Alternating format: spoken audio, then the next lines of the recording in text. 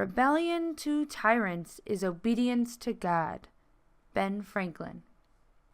Freedom is the alone unoriginated birthright of man and belongs to him by force of his humanity. Immanuel Kant. Nothing in nature stands still. Everything strives and moves forward. Johann Gottfried van Helder. Thank you guys for tuning in to Where is Bishop? I was having a moment there. Hope you enjoyed the Enlightenment thinkers' quotes from the 17th and 18th century. So to begin our new section, Chapter 6, Section 2, we're going to be talking about the Enlightenment in Europe and its impact on world history. For this video, you will need a piece of paper and a pen and pencil. As we watch this video, follow along my directions and I will instruct you what to do. Ready? Let's get started. As always, thanks for watching. Okay, so you have your notebook and your pen, and you're going to rip out a piece of paper.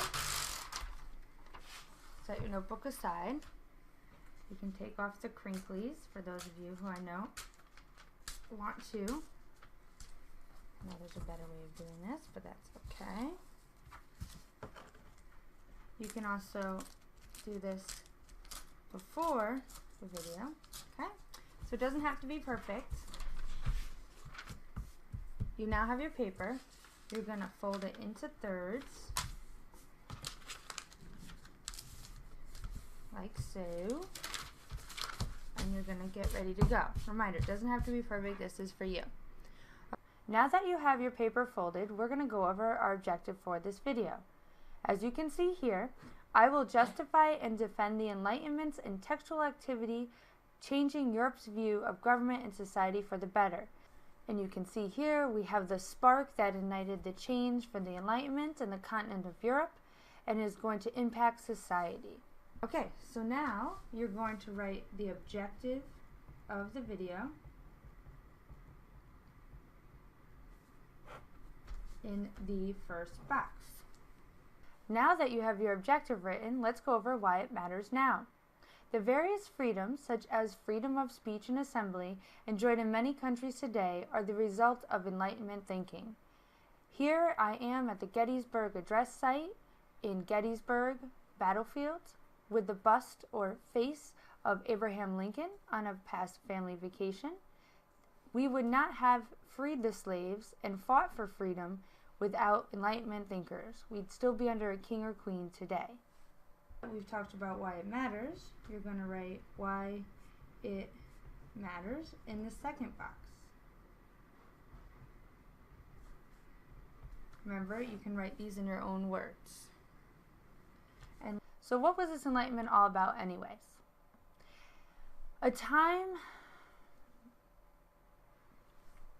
The Enlightenment was a time in the continent of Europe from 17th to 18th centuries when people started to focus more on reason and individualism than the church and tradition.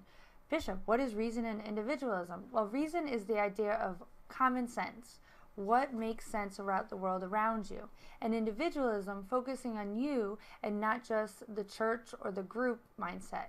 What can you do to better yourself? Lastly, for the front page, you're going to write the definition of the Enlightenment. And if you want to draw a little light bulb, again, you guys are better artists than I, to explain the definition, give you a little visual. There you go. Okay, so I'm going to turn it right side so you can see I have the objective, and you will write out your objective, why it matters, you have why it matters, and Enlightenment, and you will write the definition with a little image to help you remember. How did the Enlightenment begin? Please take a minute and pause the video, and we will go over once you have read the following slide. The first important key part here is they sought new insight into underlying beliefs.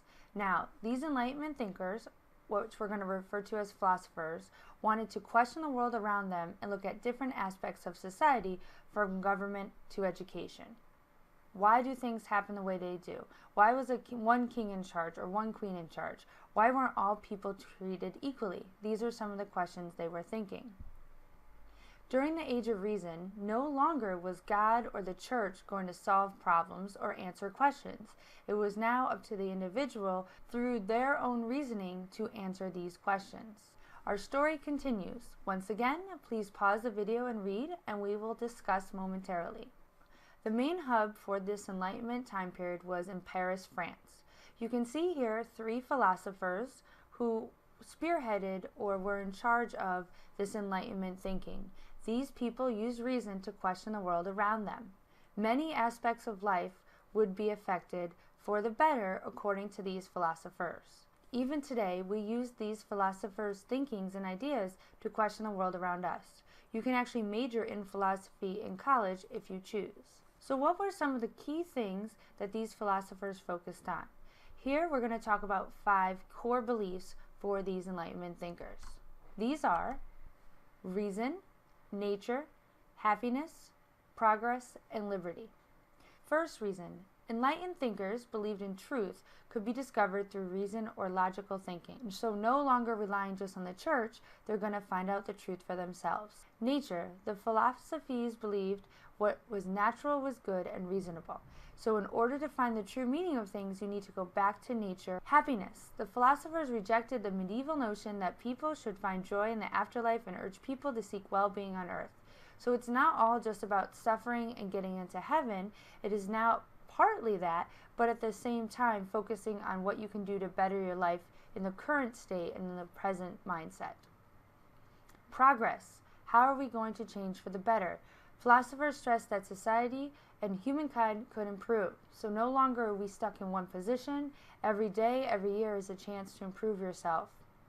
And lastly, liberty or freedom. The philosophers called for liberties that the English people had won in the Glorious Revolution and Bill of Rights. So all people are treated equally no matter their stance or where they are born in life.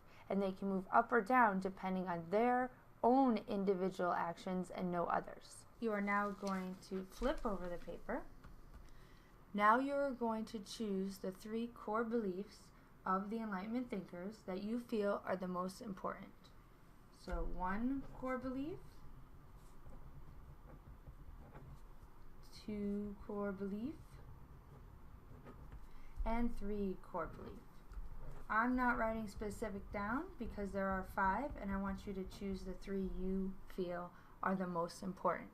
Here are the 5 core beliefs again. Now that you have written down the 3 core beliefs of the Enlightenment thinkers that you think are most important, you are going to defend your choice and why you feel that the Enlightenment thinkers are justified in believing in these and fighting for these. Please do this now.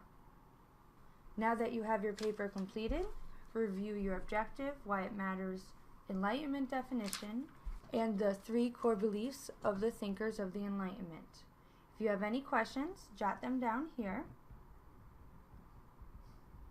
or comments, and be ready to discuss these tomorrow in class. Thank you for watching Where is Bishop? As always, where is Bishop? Today's question, where is Gettysburg and what is its significance in history? You can see below my dad, my gram, and me, whereisbishop@gmail.com. Thanks for watching. Bye.